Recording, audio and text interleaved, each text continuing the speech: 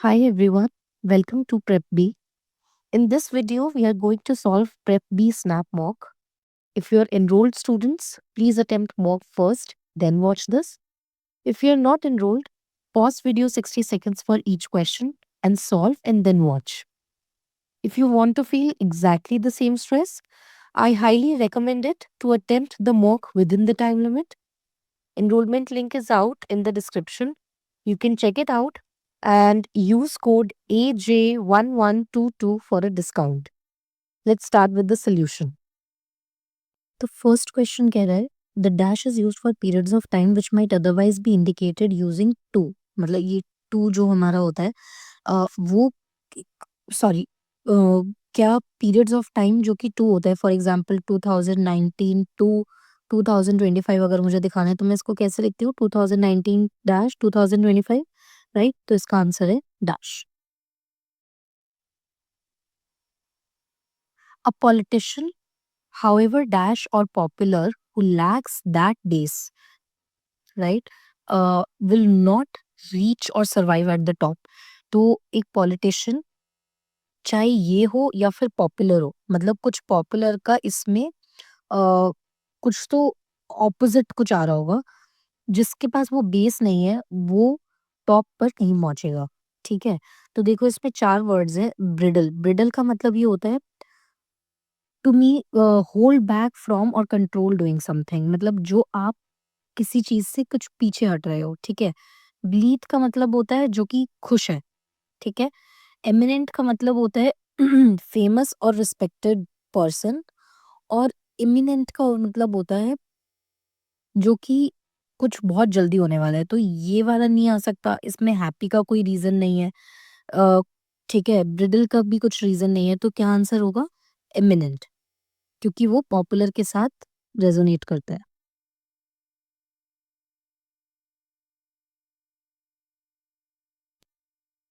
Question number 3. The city of York has been the subject of cartographic love letters and famous diaries, and yet the essence of its spirit remains. तो जो city of York है वहाँ पर बहुत सारे love letters और famous diaries मतलब बहुत ही राइटिंग के लिए काफ़ी फेमस है लेकिन उसकी स्पिरिट जो है वो राइटिंग से रिलेटिव नहीं है.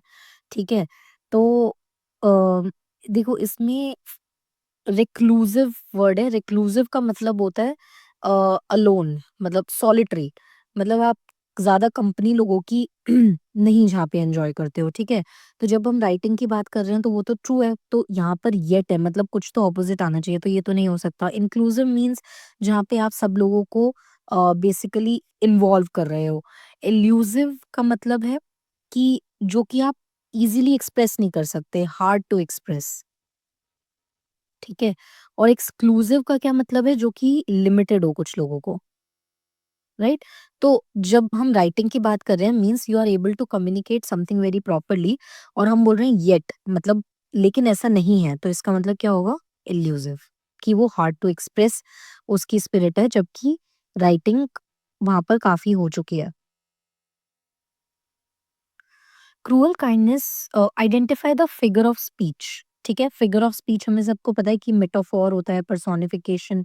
ये अलग अलग तरीके के फिगर ऑफ स्पीचेस होते हैं. Cruel kindness Drew me near and held me close. ठीक है तो काइंडनेस जो कि क्रूअल है उसने मुझे पास बुलाया एंड उसको क्लोज रखा. ठीक है तो अब पहले तो ये सारे फिगर ऑफ स्पीच का हम मतलब समझते हैं. पर्सोनिफिकेशन क्या होता है ह्यूमन एट्रीब्यूट्स को नॉन लिविंग थिंग्स के साथ एट्रीब्यूट करना. ठीक है मेटाफोर क्या होता है अगर आप एज या लाइक को हम बेसिकली ये जो होता है ये सिमिली होता है लेकिन आप इसको हटा के कोई कंपैरिजन अगर आप दिखा सकते हो सिमिलैरिटी का उसको हम मेटाफोर बोलते हैं. ऑक्सीमोरोन क्या होता है कि जहाँ पे टू ऑपोजिट टर्म्स साथ में यूज किए गए हो एक इफेक्ट प्रोड्यूस करने के लिए. ठीक है जैसे क्रूअल काइंडनेस दोनों ऑपोजिट है तो ये ऑक्सीमोरोन होगा. ठीक है एलिटरेशन का क्या मतलब होता है एलिटरेशन तो हमें पता ही है कि रेपिटेशन होता है बेसिकली साउंड्स का. ठीक है तो ये क्या हो गया हमारा इसका आंसर ऑक्सीमोरोन.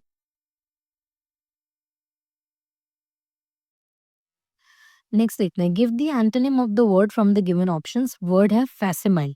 ठीक है, फैसिमाइल, फैसिमिली। फैसिमिली तो सिमिली जो होता है वो बेसिकली होता है क्लोज, और व्हेन ये फेस इस पे ऐड हो गया तो इसका मतलब कुछ हो गया क्लोन या फिर रेप्लिका। ठीक है, तो उसका हमें एंटोनिम ढूंढना है। ओके, तो एंटोनिम रेप्लिका तो सेम ही है, इंजीनियर्ड भी उसको मतलब बेसिकली क्लोन को इंजीनियर करके बनाया जा सकता है। डॉपलगैंगर का मतलब होता है जो कि सिमिलर दिखता हो, तो क्या होगा, ओरिजिनल। एंटोनिम का मतलब होता है ऑपोजिट, तो ये हमारा ऑपोजिट है। Next question, choose the segment with the error. If there is no error, choose 4। ठीक है, तो 3 पार्ट्स गिवन है। The great texts have been guarded by ancient warriors that have been rewarded with longevity। ठीक है, तो basically क्या बोल रहा है वो कि कुछ ग्रेट टेक्स्ट हैं जिनको एंशियंट वॉरियर्स ने गार्ड किया है, that have been rewarded with longevity, that have been, basically इसको पॉइंट करना चाहिए ना, एंशियंट वॉरियर्स को पॉइंट करना चाहिए क्योंकि ये इसी के इमिडिएटली बाद आ रहा है। तो एंशियंट वॉरियर्स जो कि ह्यूमंस हैं उनके लिए दैट तो नहीं आना चाहिए, हु आना चाहिए, राइट? तो यहाँ पर एरर है। Match the idioms which use the given word in column 1 with their appropriate meaning in column 2। ठीक है, तो हमें यहाँ पर idioms given है और यहाँ पर उनके मीनिंग्स गिवन है और हमको ये मैच करने हैं। ठीक है, तो curiosity killed the cat. Curiosity killed the cat का क्या मतलब होता है कि इतना इन्वेस्टिगेशन करने की वजह से कुछ डेंजर आ गया, राइट? तो डेंजर्स ऑफ अननेसेसरी इन्वेस्टिगेशन, तो ए का हो गया एफ। कट टू द चीज, कट टू द चीज का क्या मतलब है, फटाफट पॉइंट पे आओ। ठीक है, तो B is G. Dry run, dry run का क्या मतलब होता है कि आप प्रैक्टिस कर रहे हो किसी चीज की, तो rehearsal. Full Monty, full Monty, full से ही पता लग रहा है द होल थिंग, राइट? तो डी का ये आ गया, ये बेसिकली डी ऑप्शन।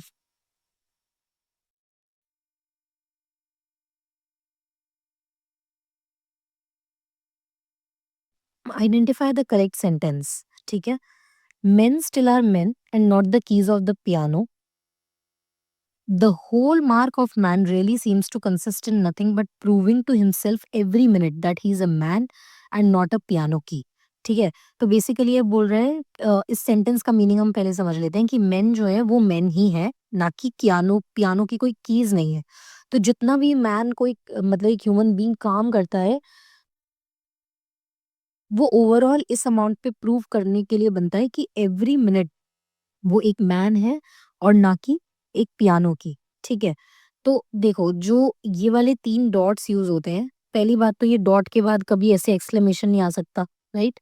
क्योंकि एक्सक्लेमेशन सीधा उस वर्ड के बाद आना चाहिए, तो ये तो हमारा ऑप्शन एलिमिनेट ही हो गया। फिर that he is a man and not a piano की, ये 2 बार एक्सक्लेमेशन का कोई पॉइंट नहीं है, तो ये भी एलिमिनेट हो गया। फिर ये मतलब ये डॉट्स के बाद कॉमा का कोई पॉइंट नहीं है, बिकॉज़ जो डॉट्स होते हैं वो are enough to connect 2 clauses. ठीक है? तो ये भी एलिमिनेट हो गया, so this is our answer.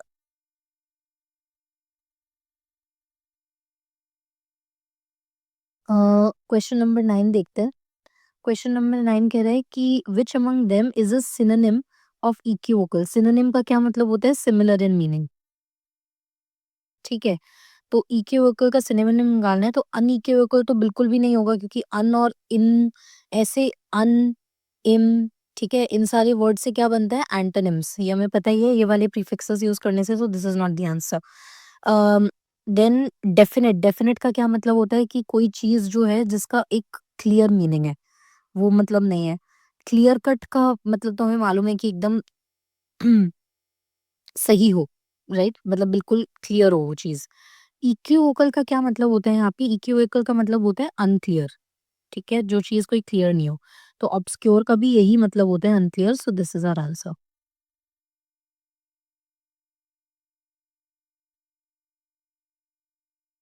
Fill in the blanks with the most appropriate pair of words from the given options। Laura dashed the panel of judges with her dash style of writing। Laura ने judges को कुछ कर दिया because of उसका कुछ writing का style ऐसा था। ठीक है, तो Laura impressed the panel of judges हो सकता है, ठीक है? डिवाउर्ड डिवाउर का मतलब बेसिकली हंगर से रिलेटेड कुछ होता है कि उसने बिल्कुल खा लिया उस चीज़ को, तो I don't think this is right. Repudiated मतलब एक रेप्यूटेशन बनाना, तो रेप्यूटेशन पैनल ऑफ जजेस में मतलब रेप्यूटेशन जो है वो बेसिकली एक कंटीन्यूअस चीज़ होती है, तो ये भी नहीं होगा। और एस्केलेटेड स्टाइल ऑफ राइटिंग का कुछ मतलब नहीं है। इम्प्रेस्ड हो सकता है कि बेसिकली उसने इम्प्रेस कर दिया है उन लोगों को, राइट? अम और फ़ैसिनेटेड भी हो सकता है कि उसने उसको उनको फ़ैसिनेट कर दिया है। बट यहाँ पे रिवोकेबल लिखा हुआ है, रिवोक मतलब कोई चीज़ वापस कर हटा देना, तो रिवोकेबल स्टाइल ऑफ राइटिंग से पैनल ऑफ जजेस क्यों इम्प्रेस होंगे? तो this is also not the option, so this is the option. Fluoride में यहाँ पे मतलब होता है कि बहुत ही एक्सटेंसिव, मतलब बहुत एक्सप्लेनेशन की हुई है, तो that is the meaning of florid. So उससे जजेस जो हैं वो इम्प्रेस हो गए। इसमें हमें ग्रामेटिकली इनकरेक्ट ऑप्शन फाइंड करना है। Give the range of diversity in अच्छा, तो और ये सेंटेंसेस के पार्ट है, मतलब जैसे ये जो पार्ट है ये ए पार्ट है, तो हमें देखना है कि कहाँ-कहाँ एरर है। Give the range of diversity in soil type.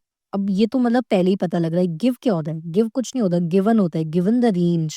मतलब अब कि अगर हम given the range of this in soil type का क्या मतलब है कि जैसा हमें मालूम है कि सॉइल टाइप में ये डाइवर्सिटी होती है, उसके हिसाब से आगे क्या-क्या हो रहा है, ठीक है? तो ये गिव कुछ नहीं होता, गिवन होता है, सो ए में एरर है। It is fill in the blanks with the most appropriate word or set of words, ठीक है? It is unfair for the public to still dash even after the jury has found the policeman not guilty on all 3 attempt accounts of attempted murder. तो ये बोल रहे हैं कि jury ने देख लिया है कि पुलिसमैन जो है वो अटेम्प्टेड मर्डर की तीनों चीज़ों पे नॉट गिल्टी फाइंड किया गया है, फिर भी पब्लिक कुछ कर रही है ना? तो पब्लिक क्या कर रही होगी? कुछ ना कुछ उसको ब्लेम कर रही होगी। तो यही है, बट हमें करेक्ट ईडियम फाइंड करना है, ठीक है? तो उसका करेक्ट वर्ज़न होता है lay the blame at his door, ठीक है? ऑन हिज़ डोर नहीं होता, towards his, in front of his नहीं, एट हिज़ डोर। वैसे भी डोर पे जब भी कम नॉक करता है कोई, तो क्या बोलते हैं? Who is at the door, not who is on the door, ठीक है? तो डोर के साथ जो pronoun match basically preposition match करती है, वो एट ही करती है, ठीक है? तो this is the answer.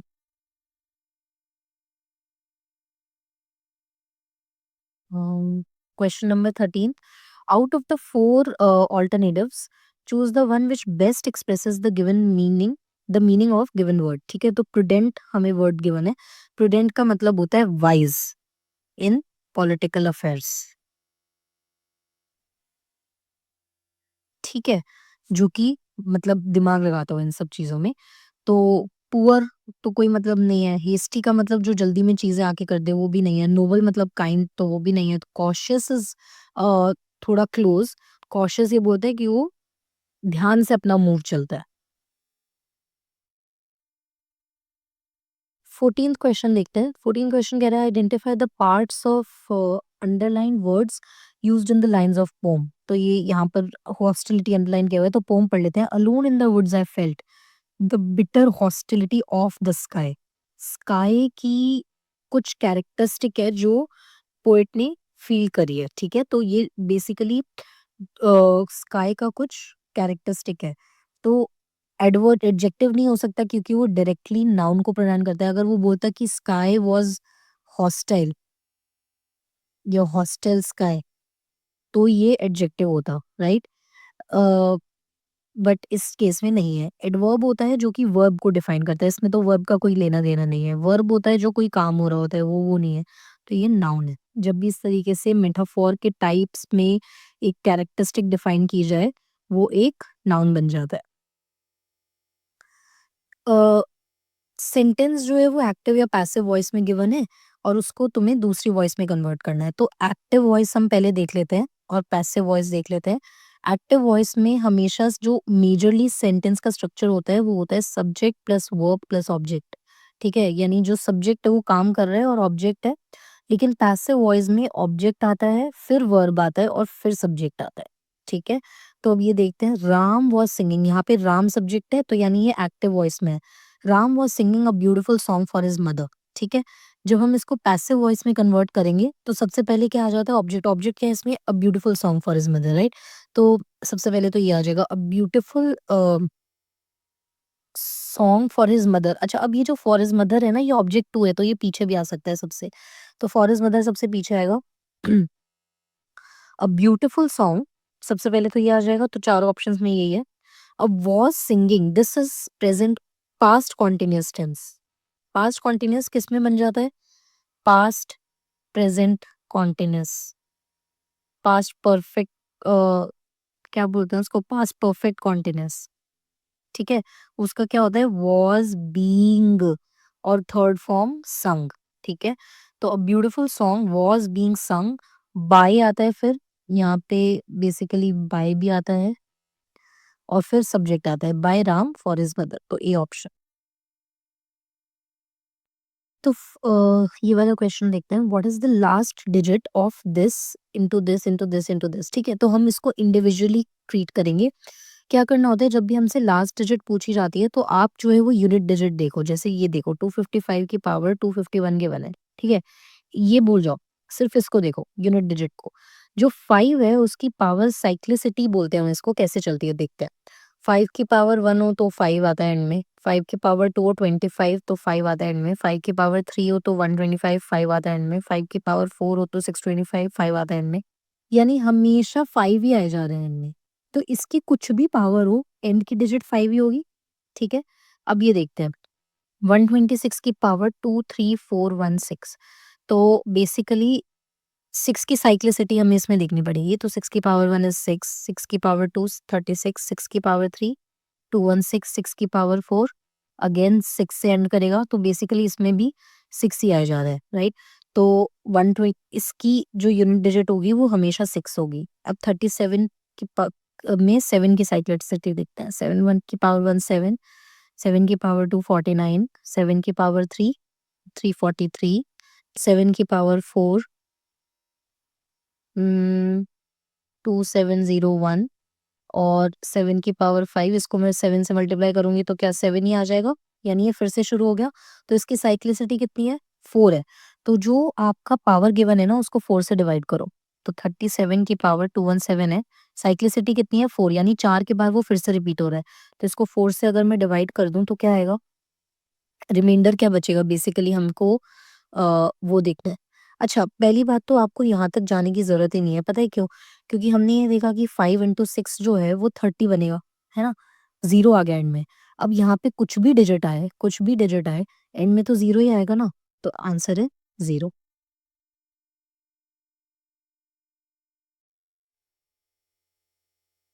Question number 17 देखते हैं। A certain sum of money amounts to rupees 1025 in 2 years and 1361 in 7 by 2 years. 7 by 2 is 3.5 years, ठीक है?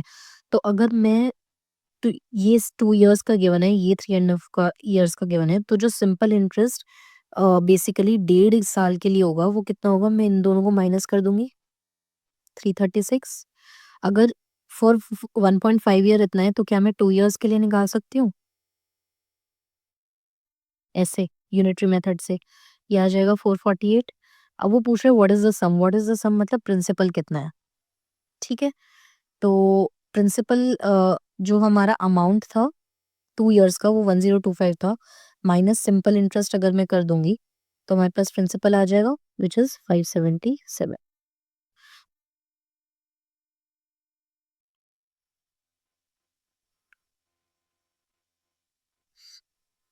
अ card is drawn from a pack of cards, ठीक है?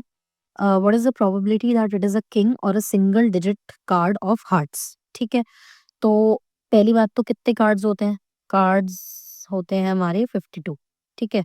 वो कह रहा है कि या तो एक किंग हो, तो किंग आने की प्रोबेबिलिटी, किंग कितने होते हैं? 4, तो किंग आने की प्रोबेबिलिटी हो गई 4/52 इज़ इक्वल टू 1/13, ठीक है? Single digit card of hearts, hmm? Single digit card of hearts जो है वो उसकी प्रोबेबिलिटी कितनी होती है? 9, तो 9/52 हो गया। अब वो कह रहे हैं यहाँ पे और लगा है, जब भी और लगा होता है तो हम सम कर देते हैं, तो 1/13 प्लस 9/52, 13/52, ये हो गया 1/4, तो ये है हमारी probability.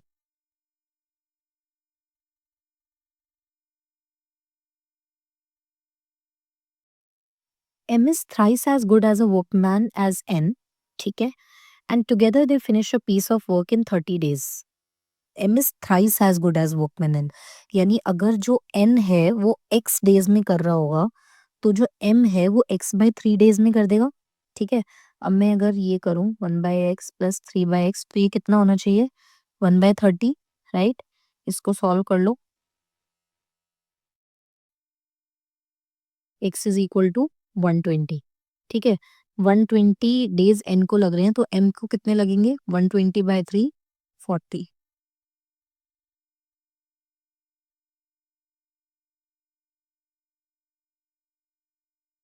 The last two digits of this are, again इसमें अब लास्ट टू डिजिट्स की बात हो रही है तो हम साइक्लिसिटी चेक कर लेते हैं। तो 55 की पावर 2 आप करोगे तो 3025 आएगा, यानी ये है लास्ट टू डिजिट्स। 55 की पावर 3 करोगे तो 166375 आएगा। 55 की पावर 4 करोगे तो 9150 625 आएगा। मतलब साइक्लिसिटी क्या है कि बेसिकली 2 की साइक्लिसिटी है, फिर इनमें 25 आता है, ठीक है। तो जब भी ऑड पावर हो रही है तो हमारा 75 आ रहा है, और इवन पावर हो रही है तो एन में 25 आ रहा है, और ये पावर क्या है इवन, तो एन में क्या आएगा 25।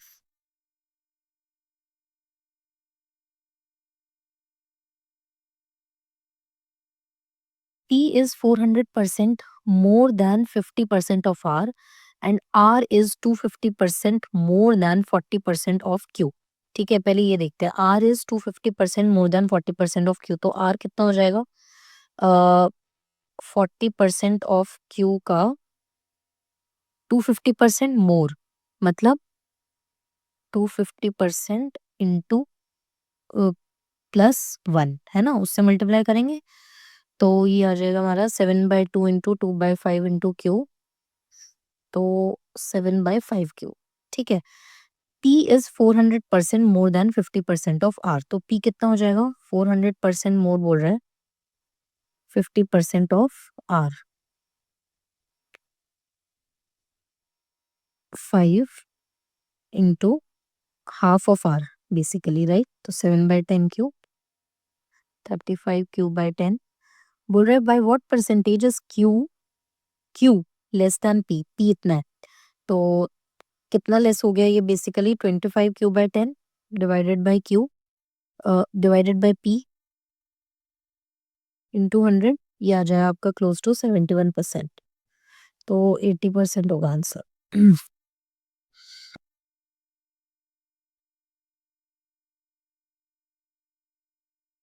क्वेश्चन 22 देखते हैं। तो 22 में हमें ये चेस बोर्ड गिवन है और वो बोल रहे हैं कि 1 green is placed on the first square, 2 greens is placed on the second, 4 on third and so on. तो ये देख रहे हो बेसिकली 2 की पावर में चल रही है, 2 की पावर 2 4, 2 की पावर 3 8, 16 32 64 128 256, ठीक है। तो ये बेसिकली ये 2 की पावर 0 से शुरू हो रहा है, और ये कितने 1 2 3 4 5 6 7 8 और 1 2 3 4 5 6 7 8 64 है, तो क्या यहाँ पे मैं कह सकती हूँ 2 की पावर 63 आ रहा होगा, राइट। ये बोल रहा है कि how many grains in all are present on the chess board, total कितना है बेसिकली तुम्हें ये करना है 2 की पावर 0 प्लस 2 की पावर 1 से लेके 2 की पावर 63 तक, है ना। तो इसमें ये ज्योमेट्रिक प्रोग्रेशन हो गया। सम की वैल्यू क्या होती है, ये हमारा फॉर्मूला होता है, ठीक है। इसमें आर जो है वो बेस है हमारा 2, ए जो है हमारा फर्स्ट डिजिट है, तो फर्स्ट 2, एन कितना है 64 -1 डिवाइडेड बाय 2 -1, तो ये हो जाएगा 2 की पावर 64 -1। ये कहीं गिवन नहीं है ऑप्शन में, तो नन ऑफ दी अबव हो जाएगा।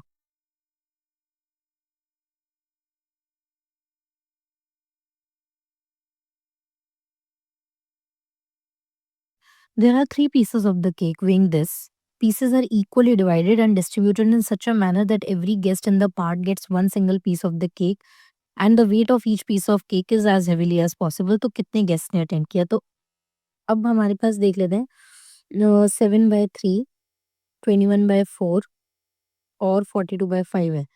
इसका अगर हमें इक्वली डिवाइड करना है तो हम एचसीएफ लेंगे, ठीक है? तो पहले तो इसको कन्वर्ट कर लेते हैं, ये हो जाएगा हमारा 20, 140, 415। हाँ, ठीक है, इसका एचसीएफ अगर आप ले लोगे तो 7/60 आ जाएगा, ठीक है? और ईच तो बेसिकली ईच बंदे को इतना केक मिल रहा है और टोटल इतना केक था। टोटल कितना केक था? इतना। ईच बंदे को कितना केक मिला है? इतना। तो इसको डिवाइड कर लोगे तो आपका आंसर आ जाएगा 137।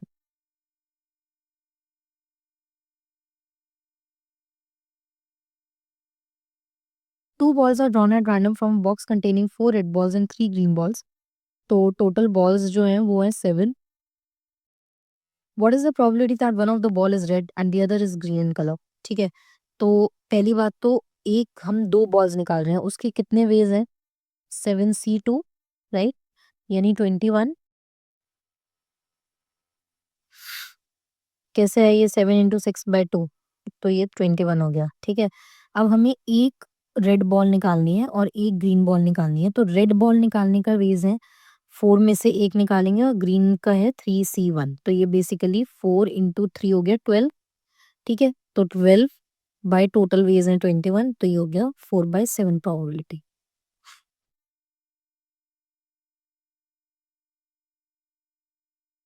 Out of a total of 300 people, ठीक है? Total 300 people, 15% can speak all 3 languages, तो ऑल 3 जो है वो 15%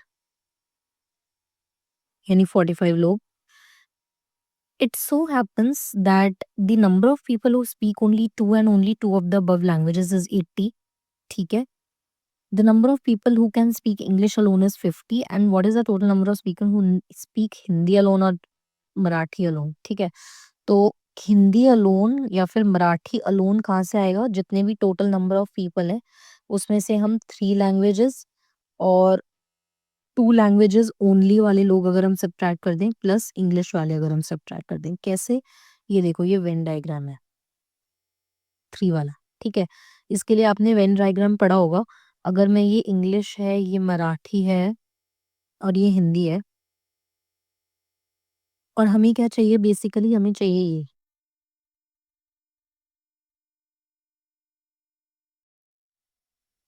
हमें ये चाहिए। तो कैसे क्या करूँगी मैं? ये तो हमारा टोटल सेट हो गया इन तीनों को मिला के। इसमें से मैंने हटा दिए 3 लैंग्वेजेज़ वाले लोग, ये मैंने हटा दिए टोटल में से। फिर टोटल में से मैंने हटा दिए जो कि 2 ही लैंग्वेजेज़ बोल रहे हैं ओनली, वो कौन-से लोग हैं? ये और ये, है ना? सिर्फ़ जो 2 लैंग्वेजेज़ बोल रहे हैं। और फिर मैंने हटा दिए ओनली इंग्लिश वाले, वो ये हुए। तो मेरे पास ये वाले सेक्शंस आ जाएँगे। तो बेसिकली माइनस कर लो, 300 माइनस 3 लैंग्वेजेज़ वाले लोग हैं 45, अभी हमने निकाला। 2 लैंग्वेजेज़ ओनली वाले लोग हैं 80 और इंग्लिश वाले लोग हैं 50। तो ये आ जाएगा आपका 125।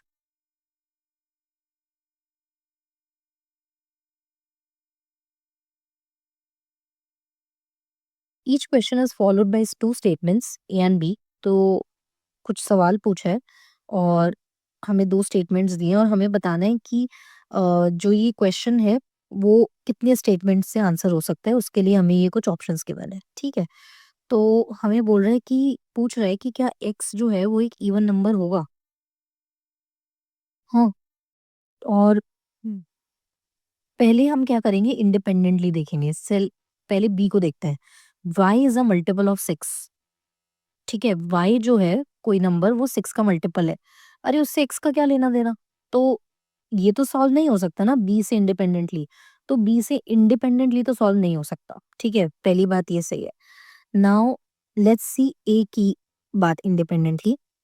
तो ये गिवन है x factorial minus y factorial is equal to y into y factorial.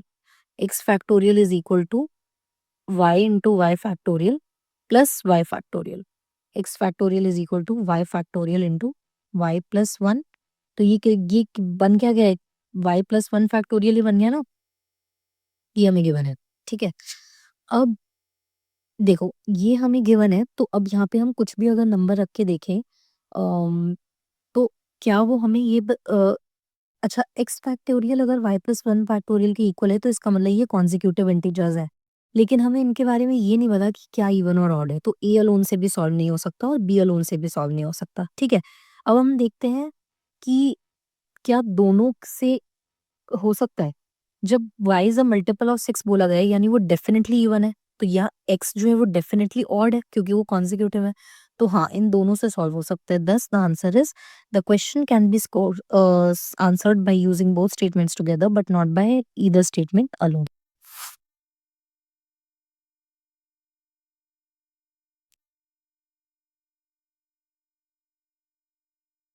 The number of hours for which Sham slept in a day varies partially with the number of hours he has worked that particular day. Partially, ठीक है? तो मान लेते हैं कि जितने time ये सोया है वो ये है और जितने टाइम वो काम किया है वो x है, तो क्या हम ये बोल सकते हैं लीनियर इक्वेशन है he work for 4 hours on Monday and 6 hours on Tuesday. He slept for 10 hours on Monday and 16 hours on Tuesday. तो मंडे की अगर हम बात करें 10 घंटे सोया, 4 घंटे काम किया और 16 घंटे सोया ट्यूसडे को और कितने 6 घंटे काम किया। तो ये 2 इक्वेशन है, ए और बी ये सॉल्व कर लोगे। फिर बोल रहे हैं if he slept for 8 hours on Wednesday मतलब आपको वाई दिया जाएगा, तो कितने hours on Wednesday did he work. तो बेसिकली कुछ नहीं, इन 2 इक्वेशंस को सॉल्व करके ए और बी की वैल्यू निकाल दो। फिर वाई की वैल्यू आपको गिवन है 8, वो पुट करो इस इक्वेशन में, आपके पास एक्स की वैल्यू आ जाएगी। ठीक है, तो ऑप्शन इज 10/3।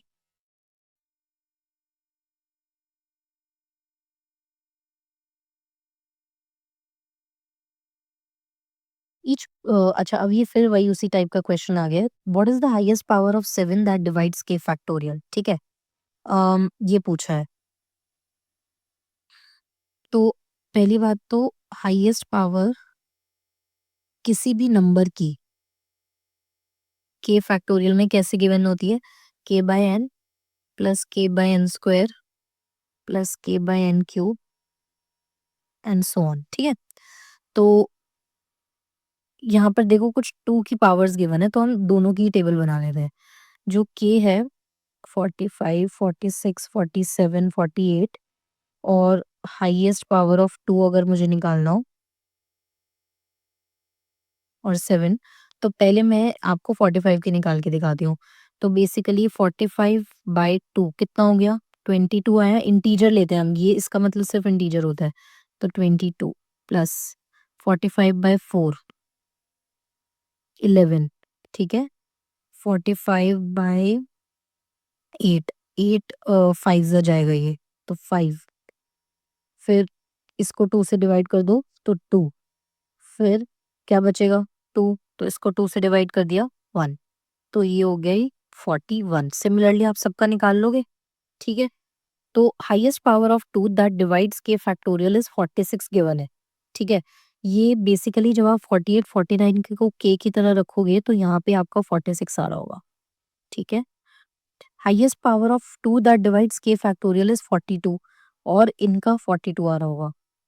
ठीक है, तो जब हम इस स्टेटमेंट को देखते हैं तो 48 या 49 में से नंबर हो सकता है। अब इसके लिए आप 7 निकालोगे तो ये आपका आएगा ये। ठीक है, और highest power of 2 that divides के फैक्टोरियल, तो ये दोनों नंबर्स हो सकते हैं, इसके लिए आएगा 6। तो क्या आप दोनों में basically what is the highest power of 7 that divides के फैक्टोरियल इंडिविजुअली बता सकते हो क्योंकि एक ही नंबर है, राइट? तो ये वाले से हम इजीली ये बता सकते हैं but not by using statement A alone.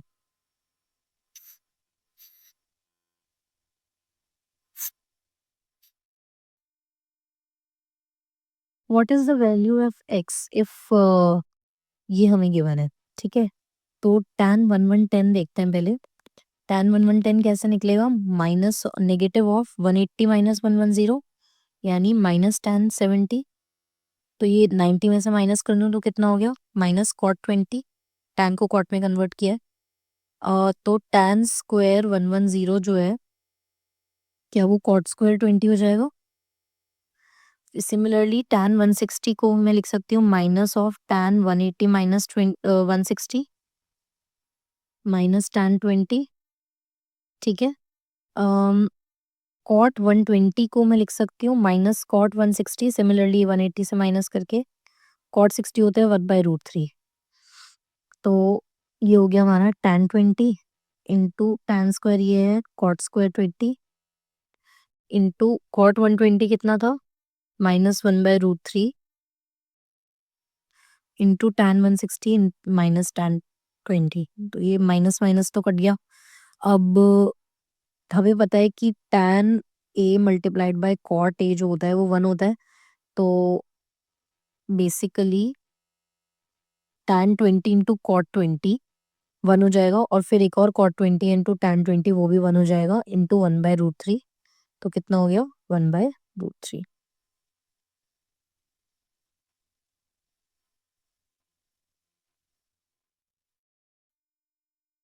निपुण mixes to varieties of rice costing 50 पर केजी एंड 80 पर केजी और टोटल मिक्सचर को 75 पर केजी पे बेचता है। SP 75 है, प्रॉफिट 25% है। तो क्या मैं CP निकाल सकती हूँ यहाँ से 75/1.25।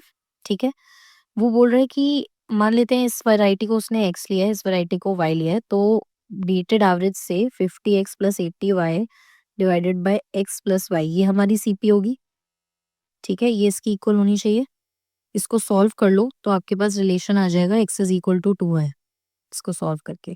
ठीक है, कह रहे if he says 150 kg of the mix how much of it is the cheaper variety of rice. ठीक है, चीपर वेराइटी है x, अगर वो 150 ले रहा है टोटल, यानी अगर x प्लस 2 है वो 150 कर रहा है, तो उसमें चीपर वेराइटी कितनी होगी। भाई इसका क्या मतलब है कि जो x है वो डबल प्रोपोर्शन में होता है ना y से, तो यानी x जो है वो 100 हो रहा होगा और y 50 हो रहा होगा, तभी तो टोटल मिला के 150 बन रहा है। तो चीपर वेराइटी कितनी है 100 kg।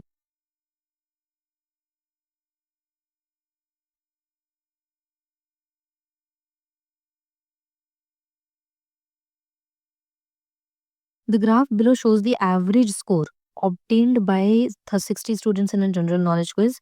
What is the number of students who scored up to 30 to 35? ठीक है, 30 to 35 कितने लोगों ने स्कोर किया है, तो ये सारे हम प्लस कर देंगे तो 14 प्लस ये बीच में तो 13 प्लस 18 प्लस 10 तो ये हो गया 55।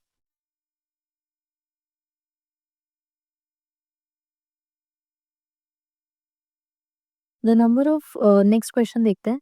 The number of students who have scored 25 to 30 marks is what percentage of the total number of students. 25 to 30 marks कितने लोगों ने स्कोर किए हैं 18। टोटल नंबर ऑफ स्टूडेंट्स कितने हैं 60, तो परसेंटेज कितनी हो गई। ये तो सिंपल क्वेश्चन है बहुत ही,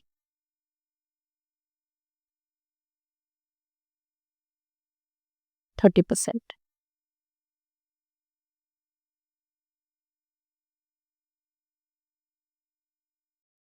Total cost of producing X units of pizzas is in a fast food restaurant is given by CX, यानी ये जो कॉस्ट जो आएगी वो कैसे आएगी CX is equal to 50 plus 3x by 2।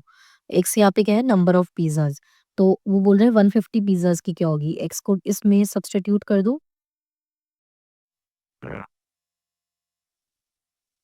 ये हो गया 275, ये हमारी कॉस्ट आ गई।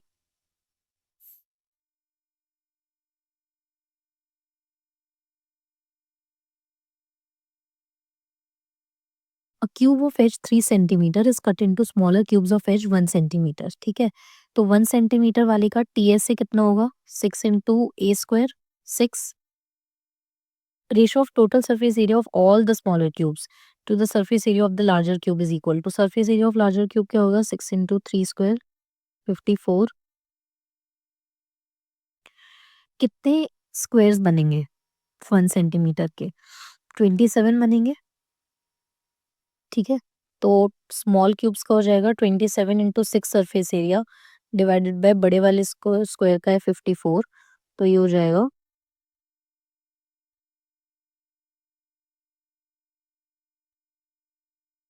अ, एक सेकेंड 6 इंटू 3 स्क्वायर 9 9 इंटू 6 और ये हो गया हमारा 27 इंटू 6, सॉरी ये बोला है कि स्मॉलर टू लार्जर, तो 27 इंटू 6 डिवाइडेड बाय 54 2 3, तो ये हमारा आ जाएगा total 3:1।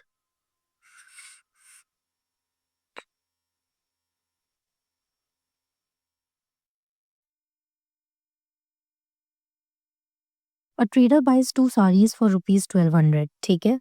He sells one of the sari at a profit of 11% और दूसरी 4%, मेकिंग नो लॉस और profit in the overall transaction.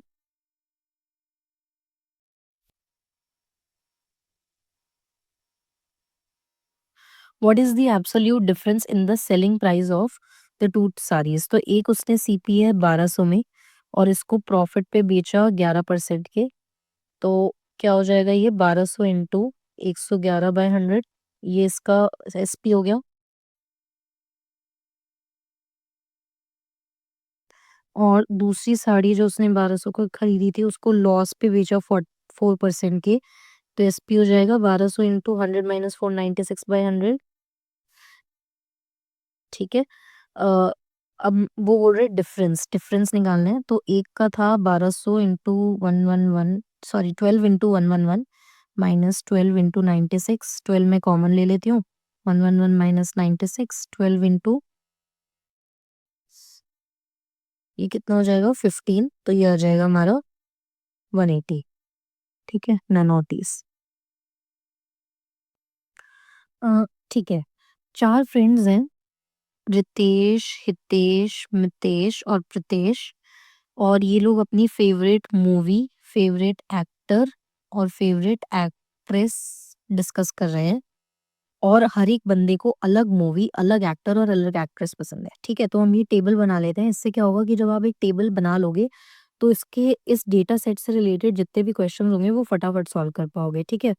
तो ये बोल रहे हैं कि प्रितेश की फेवरेट एक्ट्रेस जो है वो है माधुरी,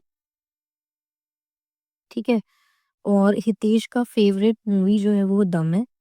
ईदर ऑफ मितेश और Ritesh favourite actor is Aamir Khan, तो यहाँ आएगा या तो आमिर खान या यहाँ आएगा, ठीक है, आमिर, आमिर यहाँ दोनों जगह आ सकता है। Hitesh favourite actress is not Sridevi, यहाँ श्रीदेवी नहीं आ सकती, तो यहाँ आ रही होगी या फिर यहाँ आ रही होगी, ठीक है। Ritesh likes Kareena but doesn't like the movie Blue और डॉन, ठीक है। तो रितेश की फेवरेट एक्ट्रेस जो है वो करीना है, तो यहाँ श्रीदेवी नहीं आ सकती, तो यहाँ श्रीदेवी आएगी। But doesn't like the movie Blue और डॉन, तो यहाँ पे ब्लू नहीं आएगा, डॉन नहीं आएगा। द पर्सन हु लाइक्स दम ऑल्सो लाइक्स कोंकणा, तो कोंकणा तो यही आ सकती है, तो ये ठीक है। The person who likes the movie Jeans also likes Irrfan Khan. Um, अब देखो चार मूवीज हैं, ब्लू और डॉन रितेश को पसंद नहीं है, तो इसके पास यही ऑप्शन रह जाता है जीन्स का, ठीक है। तो इसका मतलब यहाँ इरफान खान आ जाएगा और यहाँ आमिर खान आ जाएगा, ठीक है। The person who likes Boman Irani also likes blue, one of the four friends likes Amitabh Bachchan, ठीक है। तो हम्म, अब ये देखते हैं, हमने कुछ तो मिस कर दिया है इसमें।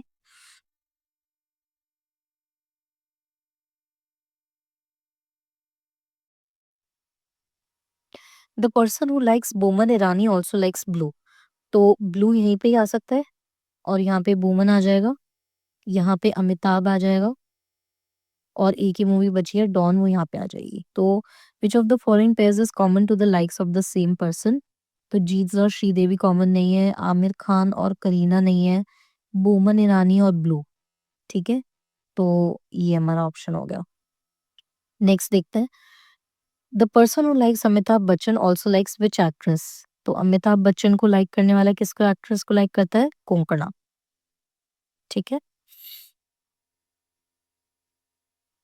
नेक्स्ट देखते हैं, ट्रैम इज कॉल्ड बस, बस is called jet airplane, jet airplane is called ship, which of the following is the fastest mode of transport? ठीक है, तो बेसिकली इसमें क्या किया है, अब इन तरीके के क्वेश्चंस में क्या होता है ना कि आपको नाम से कंफ्यूज किया जाता है। आप अपने पहले दिमाग में बनाओ जो क्वेश्चन पूछा है, विच of the following is the fastest mode of transport क्या होता है? जेट एयरप्लेन, लेकिन जेट एयरप्लेन को वो बुला क्या रहे हैं?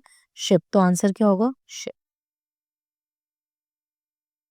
क्वेश्चन नंबर 39 देखते हैं, तो इसमें बोला है कि dementia can result in inappropriate care, ठीक है, and an increased length of hospital stay unless it is diagnosed, अगर डायग्नोज नहीं हुआ तो उसमें बेकार केयर हो सकती है और ज़्यादा हॉस्पिटल स्टे हो सकता है, ठीक है? तो हमें बोलना है कि लॉजिकली इन सिंक कौन-सी स्टेटमेंट है? Dementia can result in inappropriate care and increase length of hospital stay, not always true, right? Diagnose हो गया तो ऐसा नहीं है। डिमेंशिया इज़ नॉट डायग्नोज़्ड ऐसा भी नहीं बोला। Dementia can not result in inappropriate care and ऐसा तो नहीं है, अगर डायग्नोज़ नहीं हुआ तो ये होगा। तो ये select an option that is logically in sync. Dementia cannot result in inappropriate care and an increased length of hospital stay. ठीक है? Dementia is diagnosed. तो बेसिकली लॉजिक हमें दिखाना है, तो dementia is not diagnose, dementia diagnose नहीं हुआ और फिर उसमें इनअप्रोप्रिएट केयर और increase length of hospital stay है, यही तो बोल रहा है ना वो, तो बी ए होगा।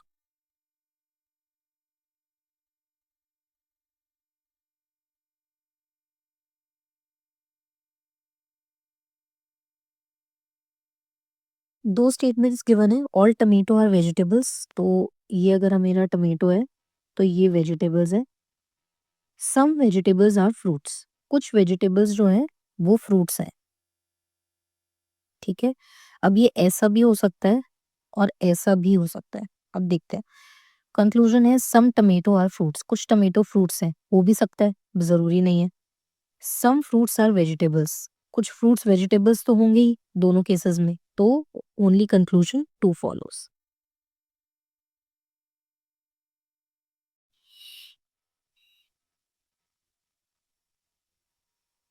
इसमें हमें देखना है क्या फॉलो करेगा, तो बेसिकली ज़ी है, उससे पहले वाई है, फिर डब्ल्यू आ रहा है, तो बेसिकली क्या हो रहा है कि 2, 3, 4 अब यहाँ पे 5 लेटर्स आएँगे, है ना? अब U, A, B, C, W, देखो यहाँ पे एक्स ओमिट हो गया है, ठीक है? यहाँ पे एस, टी, तो यहाँ पे 3 लेटर ओमिट होने चाहिए, तो एल और एम, एन, ये 3 लेटर्स ओमिट होने चाहिए, तो यानी के से शुरू होना चाहिए, है ना? तो ये option.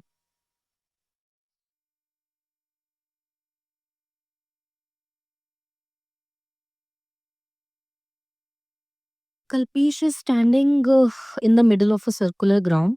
He start walking diagonally towards south. ठीक है, तो पहली बात तो ये होता है हमारा नॉर्थ साउथ वेस्ट ईस्ट। अब डायगनली वो साउथ जा रहा है, यानी यहाँ ऐसे नीचे की तरफ, ठीक है?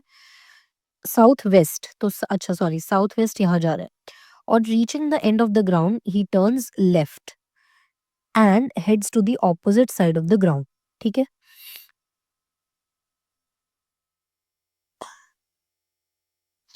तो बेसिकली यहाँ से यहाँ पहुंचा तो देखो फेस उधर कर रहा है, अब यहाँ से ये लेफ्ट जाएगा and goes to the opposite side of the ground, यानी यहाँ पहुंच गया। He then goes diagonally towards north west, तो नॉर्थ वेस्ट यहाँ डायरेक्शन में, after which Kalpesh turns right and travels towards the end of the ground, तो right मुड़ा तो एंड ऑफ ग्राउंड तक जाएगा। On reaching the end of the ground he takes another right, तो right लिया तो यहाँ आएगा, तो फाइनली किस डायरेक्शन में जा रहे हैं, नीचे की तरफ, south.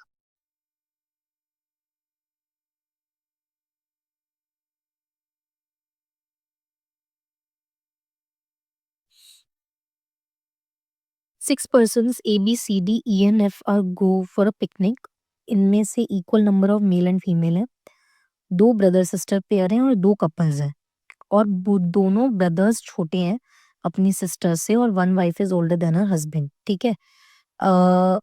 Okay, there are 2 brother sister pairs and 2 couples. Okay, A is married and he is older than his wife, तो देखते हैं।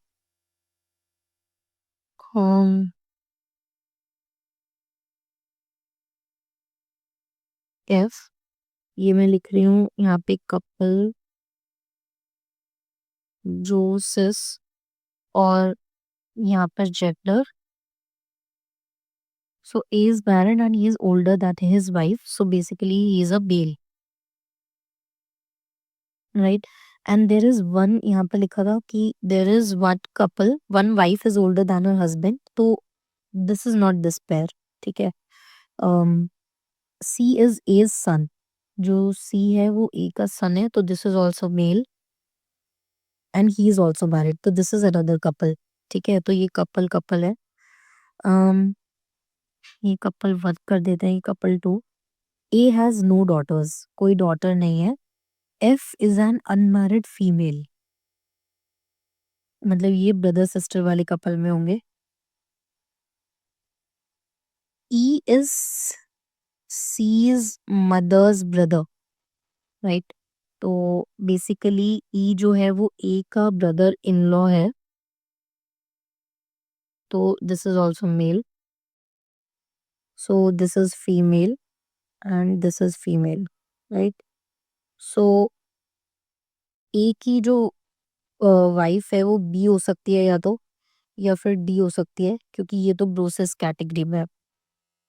They hire 2 boats and decide that 3 persons will travel in each boat.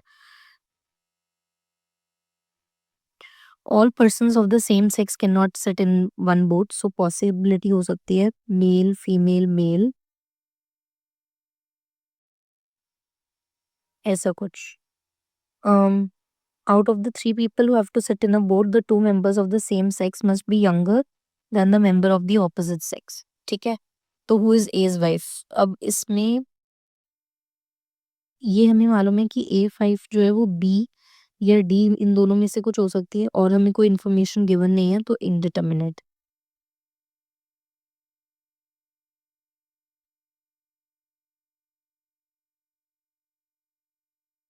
Question 44 बोल रहे हैं, statement a factory has experienced a rise in employee absenteeism which is impacting product efficiency and what should be the action taken. ठीक है, so the factory should introduce a flexible work schedule to accommodate employees needs and reduce absenteeism, या फिर the factory should increase the monetary and disciplinary measures for employees with frequent absences. ठीक है, तो ये अगर हम करेंगे तो बेसिकली और ज़्यादा एब्सेंटिज्म होगा, और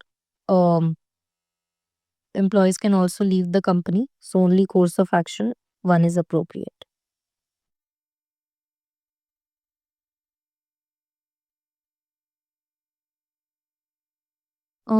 ये एक सीरीज हमें गिवन है, how many digits in this series are immediately preceded by a symbol and immediately followed by a letter. मतलब यहाँ पर लेटर आना चाहिए, सीडेड बाय अ सिंबल, तो यहाँ पे सिंबल आना चाहिए, देन डिजिट, देन लेटर, ये हमें ढूंढनी है। सो कॉम्बिनेशन, तो ऐसे, एक तो ये है, ये वाली digit, then this is there, and then this. So there are total 3 pairs.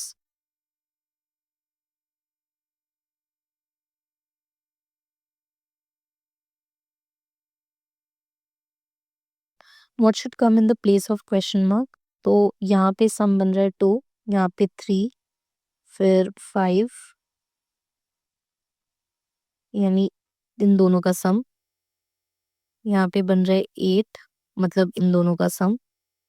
ठीक है, तो यहाँ पे सम क्या बनना चाहिए, 13 बनना चाहिए।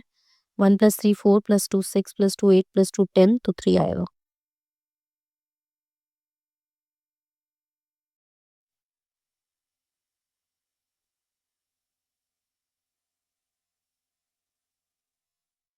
The signboard for directions at a crossroad in Mumbai has been rotated by some mischievous students. A person unaware of the rotation reaches this crossroad in the evening.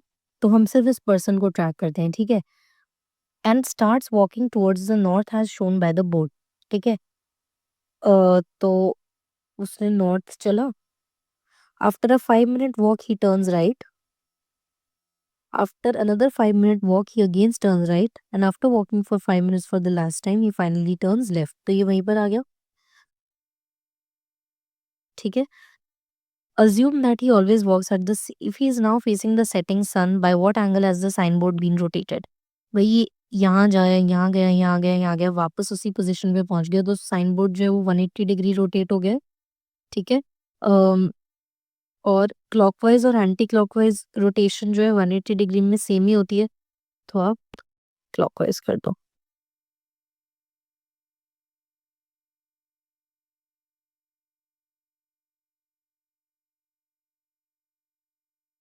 6 friends LMNOPQ appeared for a competitive examination. They scored different marks.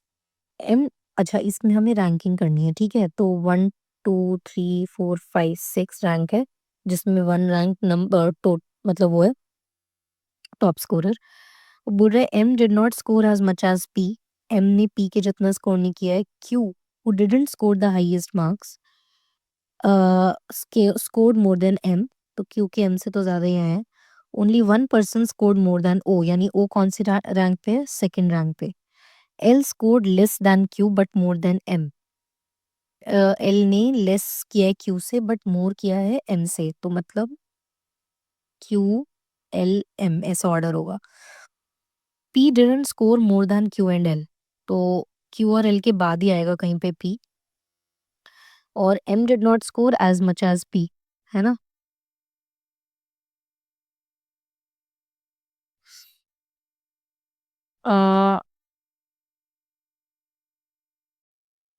Q L P बन रहा है और M didn't score as much as P, तो Q P M बन रहा है। तो इस सबको मिला के क्यू एल पी एम बन जाएगा। ठीक है।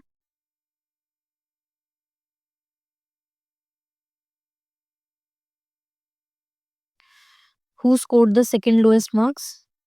P.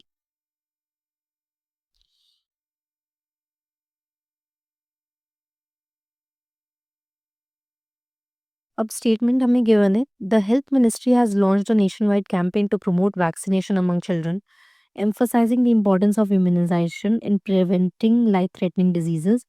The campaign includes advertisements, free vaccination drives, and the educational programs for parents. अब इसमें कुछ assumptions given है. Some parents are not fully aware of the importance of immunization. ठीक है? तो this is true because नहीं है तभी तो हेल्थ मिनिस्ट्री ने अवेयरनेस कैंपेन किया है. The government believes that the campaign will increase vaccination rates. That's also right. The current vaccination rates are insufficient to prevent the spread of diseases. तो ये तीनों एक ही चीज पे हिंट कर रहे हैं, तो all these are implicit.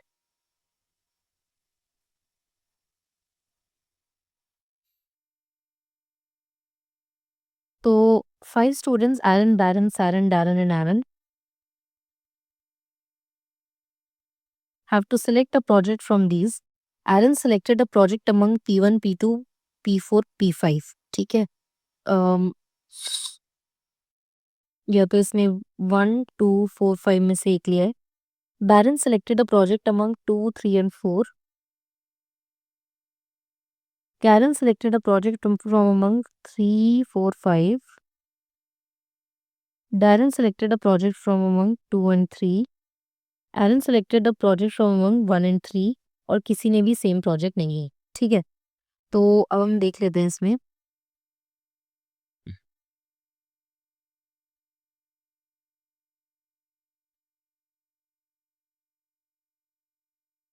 तो अम, अगर हम ये देखो, इस सबसे कम चॉइसेस इसमें है, तो अगर हम ये मान के चलते हैं कि एरन ने अगर इसमें 3 ले लिया, तो डी जो है वो 2 ही ले सकता है. ठीक है. अब ये 3 नहीं ले सकता, ये 2 नहीं ले सकता, ये 3 नहीं ले सकता, तो ये 4 लेगा. ठीक है, अब 4 इसके पास से हट गया, 2 भी हट गया. बचा 1 और 5, और 1 इसने नहीं लिया तो इसको 1 लेना पड़ेगा और ये आ जाएगा 5. ठीक है, तो if Aaron selected the project 3, which of the following project is selected by Karen? 5. ठीक है. नेक्स्ट पूछा है, if Karen selected the project 3, then which of the following is selected by Baron? ठीक है, अब इसको हटा देते हैं.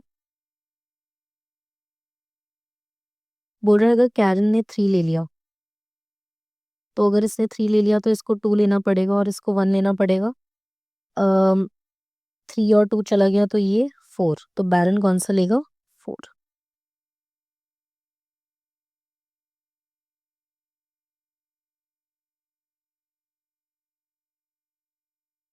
There are 5 students P Q R S and T, different heights. तो अगेन ये कर लेते हैं, 1 टॉलेस्ट और 5 shortest. P's height is more than only 1 student. एक हाइट से ही लंबी है पी की हाइट, तो यानी वो 4 पे होगा. Q's height is more than S and P but not more than R. ठीक है. S height is more than P, ये हो गया. R is not the smallest, R सबसे छोटा नहीं है. Who is having the maximum height in class? तो ये आर क्यू एस पी है ना हमारा ऑर्डर, और आर सबसे छोटा नहीं है, तो मतलब यहाँ तो नहीं आ सकता.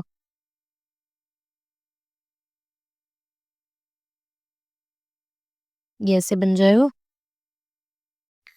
तो आर यहाँ पे फर्स्ट पोजीशन पे आ गया, मैक्सिमम हाइट।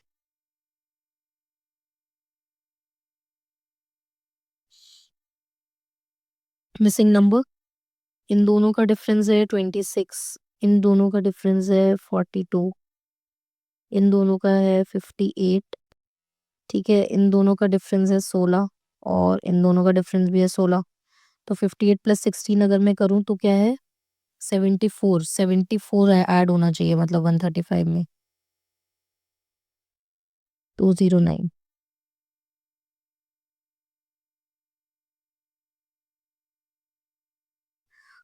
54 में गिवन है,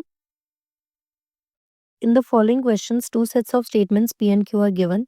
A set of statements are said to be consistent if the third statement of the set can be logically derived from the first two statements. ठीक है, um, तो the third statement मतलब ये वाली statement, all tornadoes cause damage, सारे tornadoes damage cause करते हैं। Some rains cause damage, some tornadoes cause rain, ऐसा जरूरी नहीं है।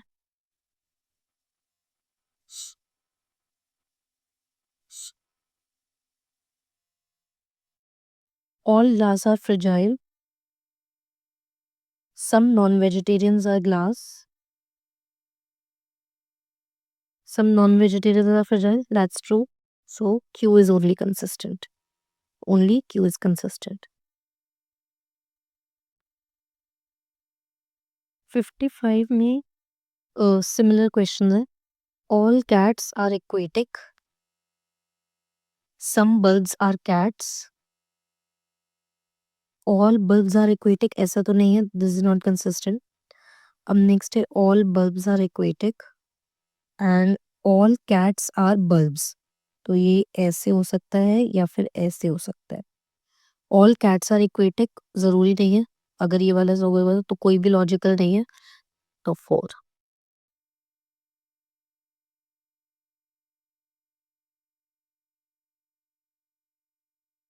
टाइम अगेन हमें करना है कि कुछ स्टेटमेंट है और अप्रोप्रिएट कोर्स ऑफ एक्शन क्या रहेगा। टाइम अगेन है, India has been considered a lucrative market for doing business, foreign investments as an indicator of the promising future of Indian economy. Emerging markets में China and India are the two nations जो कि global trade boost करेंगे और इसीलिए increasing number of international conglomerates जो है वो India में इन्वेस्ट कर रहे हैं। So the paragraph that best supports the statement is, um, Indian markets post a robust premise for business and Indian economy poses a strong future. This matches. Indian market will have to succeed in affairs in order to bolster a robust economy. That's not true क्योंकि already है। Indian markets will reveal results after competing with Chinese economy. Competition की कोई बात नहीं की गई है।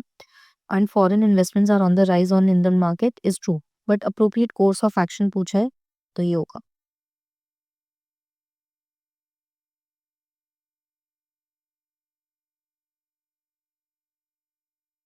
5 students wrote an examination of 100 marks and they received their marks जो कि all different थे। तो all obtained marks were multiples of 10. Only one student had secured less than minimum passing score of 40. Rani scored 40 marks. तो रानी के 40 marks आए हैं। One of them scored 60. Student who obtained more marks than Shripriya and less than Latha also obtained 3.5 times the marks of Vanitha obtained. Vanitha multiplied by 3.5. Kumari's score is the average of Shri Priya and Latha. ठीक है, तो अगर वनिता का basically 2x होगा तो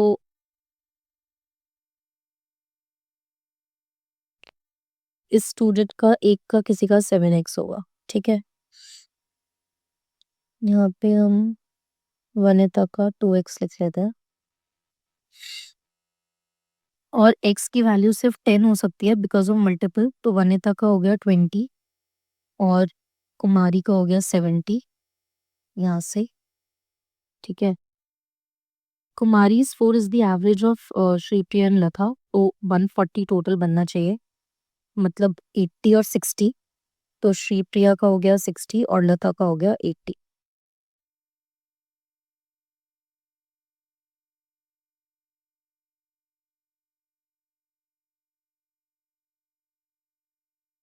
इन each of the following questions there is a statement followed by a set of arguments और strong और weak बताना है।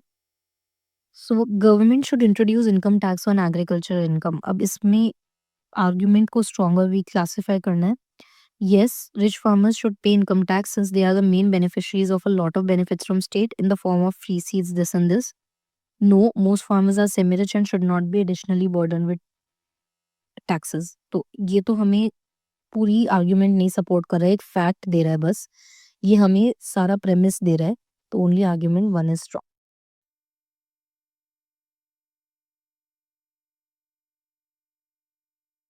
अ, कोड लैंग्वेज बेसिकली इसमें क्या करना होता है ना, कॉमन्स ढूँढने होते हैं, ठीक है?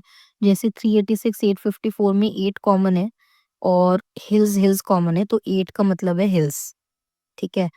अब यहाँ पे 6, 6 कॉमन है और ब्यूटीफुल कॉमन है, तो 6 का मतलब है ब्यूटीफुल। तो 6 ब्यूटीफुल हो गया, 8 हिल्स हो गया, तो गुड क्या हुआ? 3।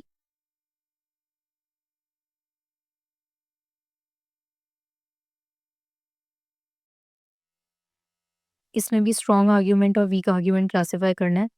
Government has proposed a new policy जो कि सारे लार्ज कॉर्पोरेशंस को 2% of their annual profit CSR में डालना है, ताकि जो बिज़नेसेस हैं वो सोशल और एनवायरमेंटल कॉजेज़ को कंट्रीब्यूट करें, thereby promoting sustainable development. Argument, yes, क्योंकि लार्ज कॉर्पोरेशंस के पास एक रिस्पॉन्सिबिलिटी है to give back to the society from which they earn profits. No, because mandating CSR activities through a fixed percentage of profit autonomy पे करता है कि वो अपने रिसोर्सेज़ कैसे करे।